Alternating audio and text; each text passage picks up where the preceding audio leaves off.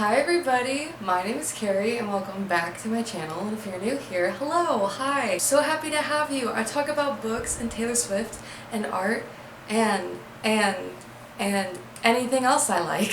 Welcome to my very first year of Bookmas. I am so excited. Don't know exactly how good this will turn out, as in like, am I gonna have the same theme? Am I going to do something spontaneous? Will there be a video that's absolutely chaotic and insane and doesn't match the vibe? Maybe, I don't know. I looked up Bookmas to see that everyone else does it, and then I looked up Swiftmas, because I thought that was kind of like the same thing, but for like Swiftie channels. A Swiftie like channel thing, but like, you know, just because Taylor has stuff around the holidays. I mean, she has a whole Christmas album and a Christmas tree farm that, you know, people call it Swiftmas. And so it's like, okay, cool, perfect. But, you know, I was just like, well, I kind of want to make videos about analyzing Taylor Swift's songs, especially the ones that kind of get me thinking. But I also want to do more reading vlogs and book reviews and book shopping vlogs. I mean, I want to be fully immersed in the book side of YouTube and actually bring reading and books back into my life, because this semester has literally beaten me black and blue until I can no longer get up, nor hardly even breathe. So what am I doing today? Well, for my very first video for Bookmas, I am going to tell you all about my top 5 book icks. And is ick still a word? Because like now people are like, my ick is when people say ick. Okay? So what? It was like a huge thing, and now, well, I guess that's media for you now. So anyways, I want to get into it. And my laptop just turned off. What the fuck? Hello? Thank you. Oh my god, I had an intro planned out here. I totally forgot. I'll have to use that in another one. I guess I'll just take from this already made intro that I totally forgot about and did not do. I will add the disclaimer. Disclaimer, this video is not to tell you to never read these books or the themes or tropes or whatever of the icks I have towards them. You are allowed to read these books. I'm not saying you can't. These are just my opinion. And, you know, maybe some of the books that I list or themes, tropes, whatever, you're just like, oh, I read those all the time. Don't worry. I love hearing my friends say that they're going to pick up reading again. It really makes me happy. But I will be silently judging them when they tell me it's Colleen Hoover. Stay tuned. I always want to do every time I clap, I always hear the Curtis Connor folks. So, ick number 1, comic covers. I've seen a lot of people say this, and the more I hear about these novels, the more I realize I don't want to have any more books with this aesthetic or cover in the future. Now, that's not true for all the books, so maybe, I wrote this a while ago, so now I'm just kind of like, ooh, Carrie, you literally picked out a book with a comic-y, cartoony style. True, but there's something more to this. The first thing is that some seriously do look like scenes from the App episode, if you remember that. I just watched the other day all of Danny Gonzalez's episode videos where he was following this story about an episode story being that this girl was being a YouTuber and her favorite YouTuber was Shane Dawson. Ooh, girl, that did not age well. Although, I have to say, I do remember being obsessed with episodes because they had a story and they had comic-y styles. Like, you know, it was like how I wanted to draw when I was younger, how I thought I would draw, you know, because I just liked the style. And my friends were even like, Carrie, you should write episodes, because they knew how much I liked writing. And so I was just like, oh my god, yes, how do I do that? Oh my god, I am going to become like Chain Reaction. And that was an episode name that came from the depths of my mind, because there was a thread on Twitter talking about episode and everyone was saying that one. That was the most popular episode at the time, and I barely remember the plot, but I just remember being like, oh my god, I basically read it because my friends who were popular and cool and, well, confident, but, read it, and I was just like, I have to get it in, I have to get in on the buzz, I have to conform. In my script, I said I think episodes was like the brain rot for Gen Z. So back to my main point, covers that look kind of super cartoony are a turnoff for me. An example of this is Icebreaker and The Love Hypothesis. And this is going to lead into my ick number 2. I've never read either of those 2 books that I just listed. They just don't really appeal to me, and also kind of just were too overhyped on TikTok and booktok.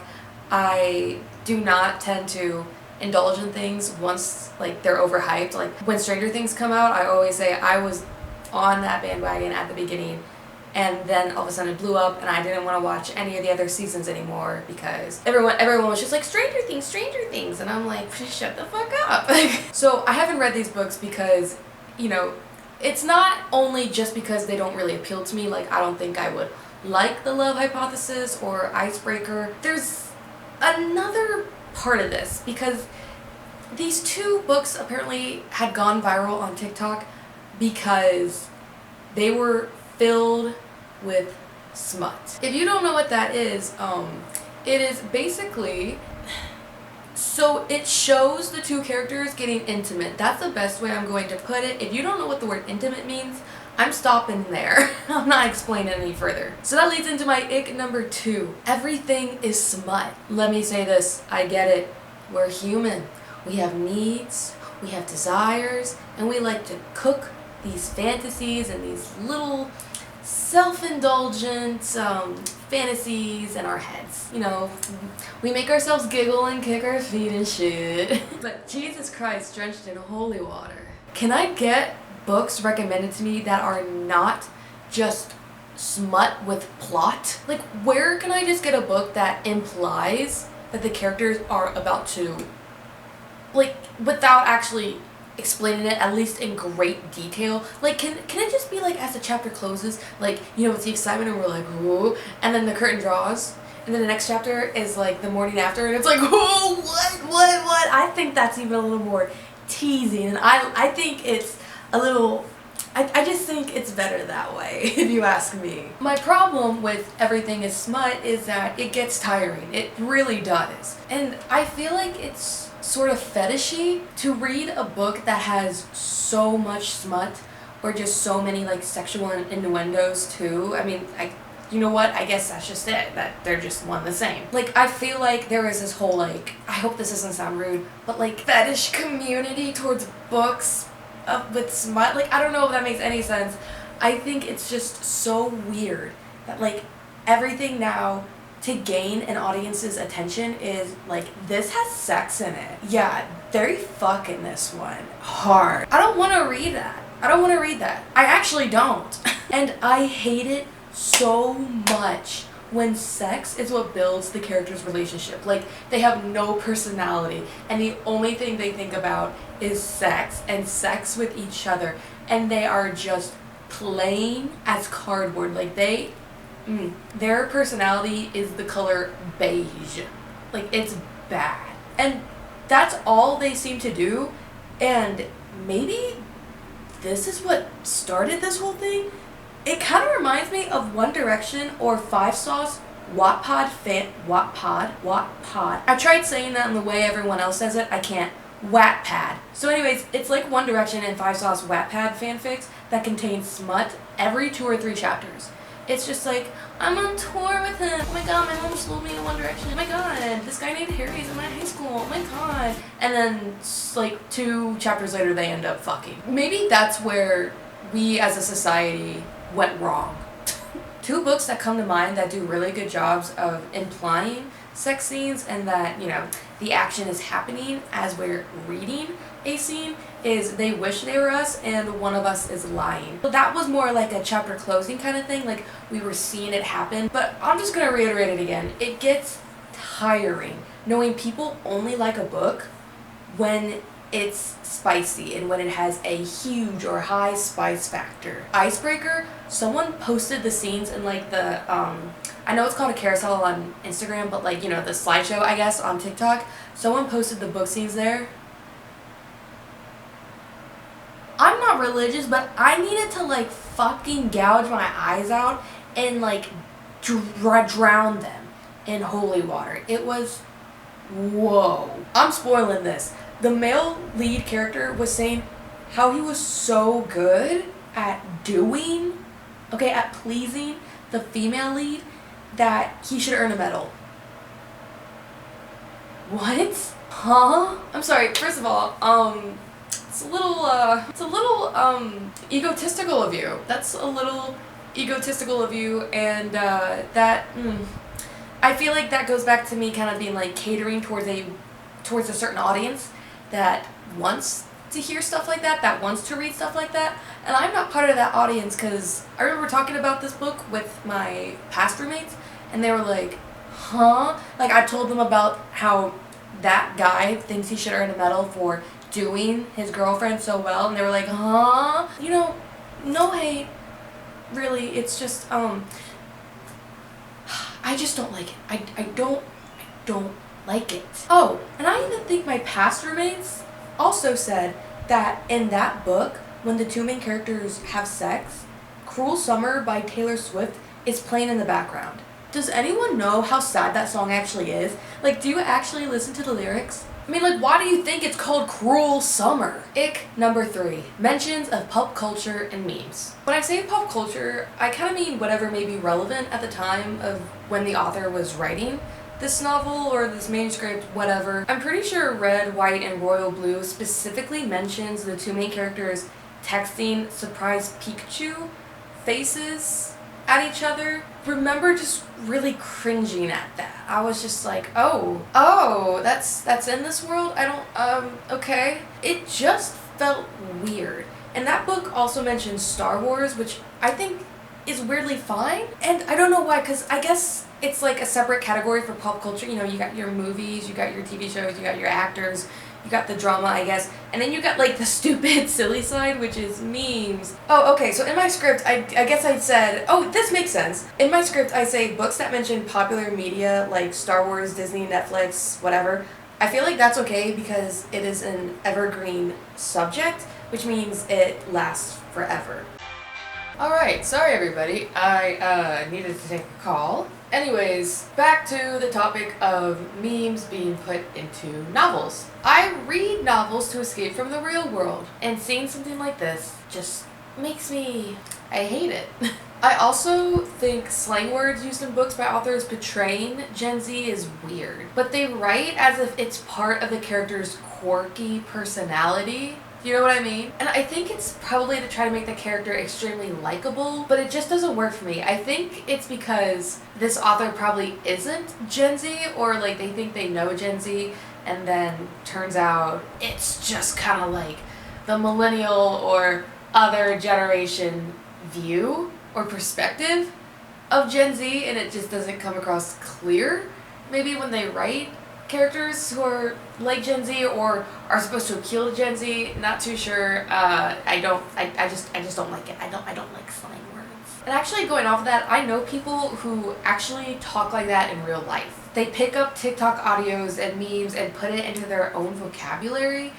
And for some people, it's their entire personality. So I don't know if that's what the authors see or it just happens to be a coincidence. Bottom line, not a fan of trendy talking. Ick number 4, loathsome female leads. Or, for a better word to use for someone who used to have a list but it still kind of comes through, hated female leads. The Summer I Turned Pretty, Things We Never Got Over, and Shatter Me are 3 books that come to mind with a female lead that just made me want to tear my hair out. I read all 3 books in the Summer I Turned Pretty series, and I hated Belly because she never changed or learned from her actions. She was obsessed with the 2 brothers, one who is stupid and the other who has 0 personality whatsoever. He's not like the trendy talking thing I just talked about. No, he literally is an empty box. The box being that he actually has structure to him, but that structure in his character being that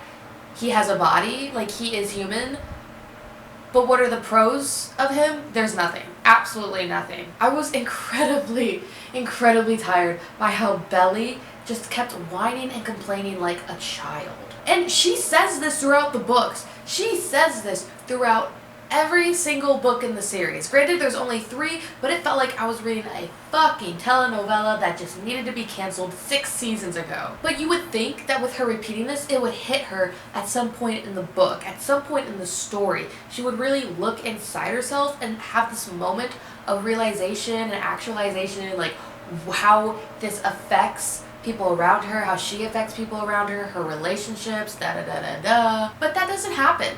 Not at all. Not at all. Belly protested throughout the whole book, saying that she wasn't a child either. But, you know, almost 16, so in her words, pretty much an adult. I DNF'd things we never got over using the 100-page rule. And I love that rule. I'm taking that with every book I read on from, like, now. Like, ever since I read Things We Never Got Over with the 100-page rule, I'm using that from now on. I don't remember the main character's name, but she thought she was a serve. Like, she thought she ate.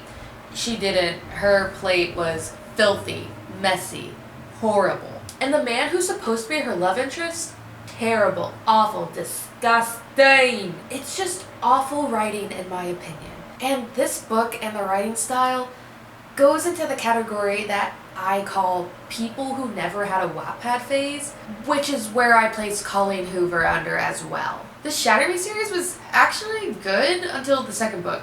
I read the first one and saw hope for the main character, Juliet, because she was beginning to like finally battle her inner demons and use her powers for good. But then immediately in the second book, that all goes away because she still calls herself a monster for not knowing how to control her powers, undoing everything that I had thought her character arc was heading towards. Like, literally, the first book, I think she is literally standing, like, looking out at the wastelands of the world or whatever with the one dark-haired guy she's in love with and other super powered people. And she's like, this is it. This is where I belong. And, you know, it's going to be a tough road. Like, we'll get through it. I'll get through it because I have them. Yeah, that immediately goes out the door in the next book. It is gone. That hope.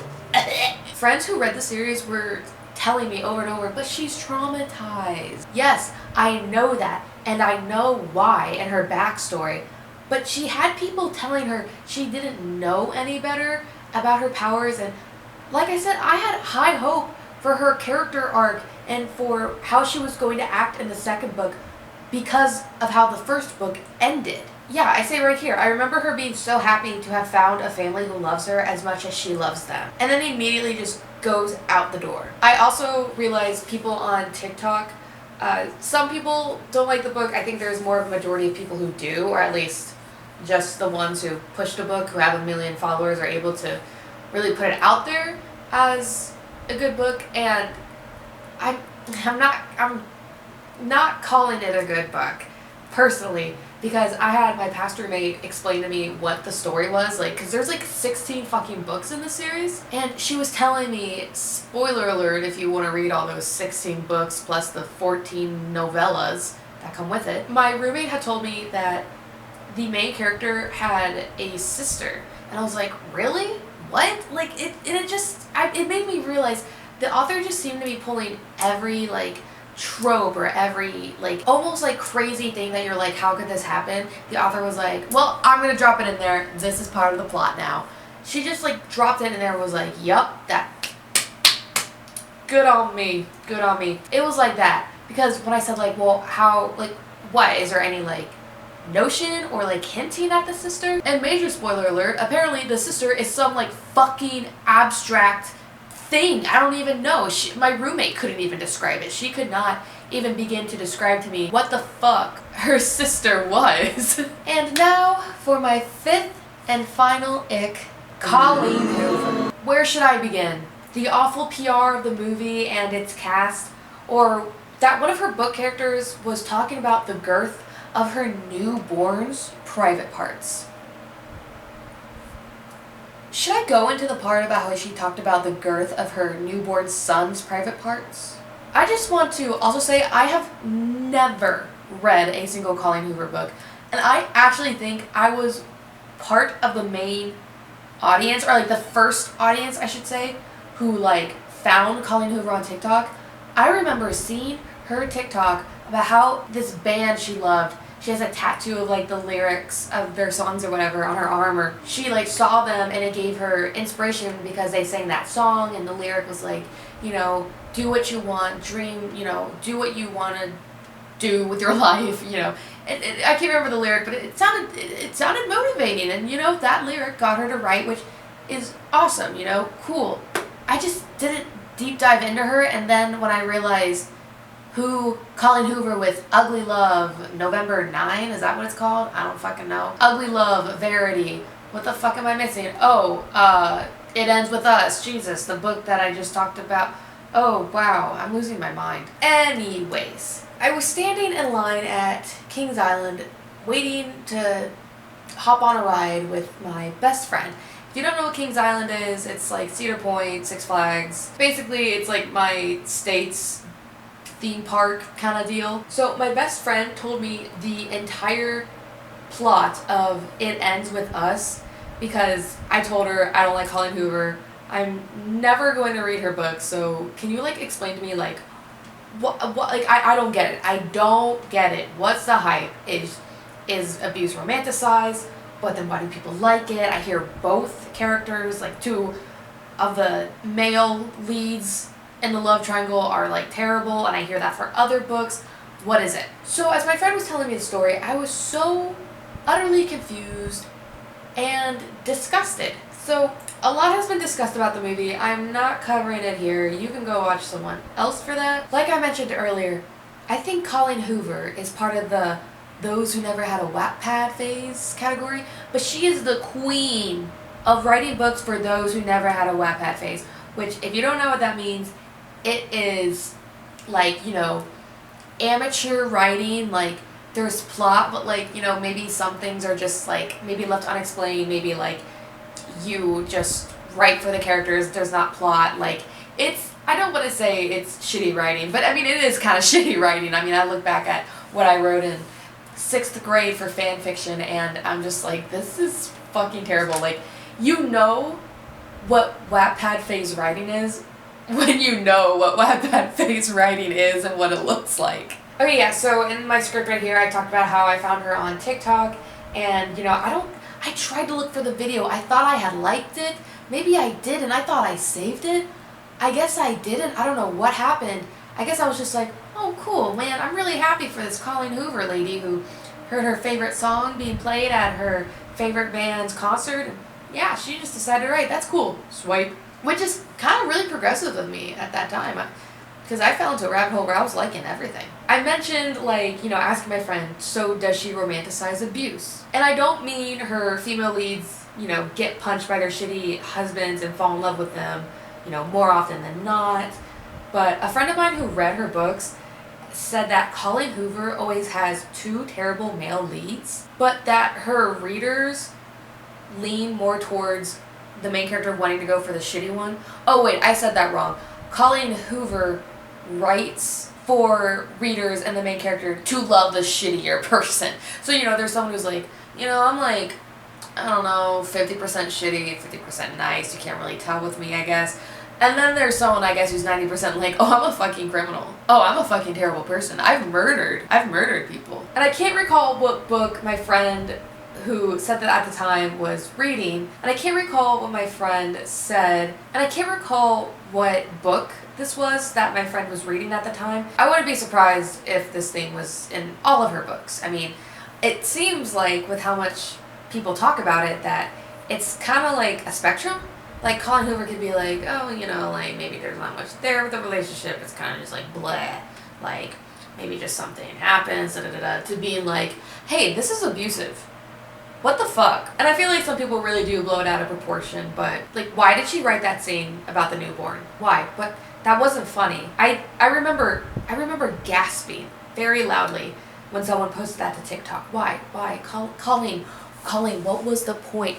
What was the fucking point? So, along with kind of bragging about how I've never read a Colleen Hoover book and how I never will, since she blew up on TikTok, there's also a claim of her son having an allegation of trying not to get this flagged, non-consensually touching someone else, non-consensually acting on someone else, if you catch my drift. So that came to light, and apparently Colleen Hoover blocked the victim when they posted about it on Twitter. Not really cool, Colleen. That's not very girl of you. No, it's not cool. It's not fucking cool. So I thought that was the icing on the cake, really, that cemented me in never touching a book by that woman. I mean, really, the only person I feel for in this mess besides the victim is also Justin Baldoni. Oh, yeah, one more thing. Her main character, and it ends with us, her name is Lily Bloom. Lily Bloom.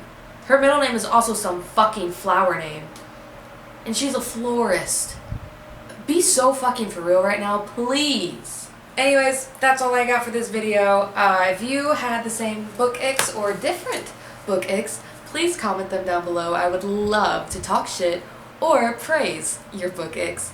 Or if you have pros that you would like to share to make this video maybe a little more happier, I would absolutely love to indulge in that with you. Thank you all so much for watching. I hope you stick around. If you liked what you see, hit the subscribe button and turn on notifications. And yeah, so thanks. I hope this becomes a good video and good for Bookmas. I hope finals don't kill me.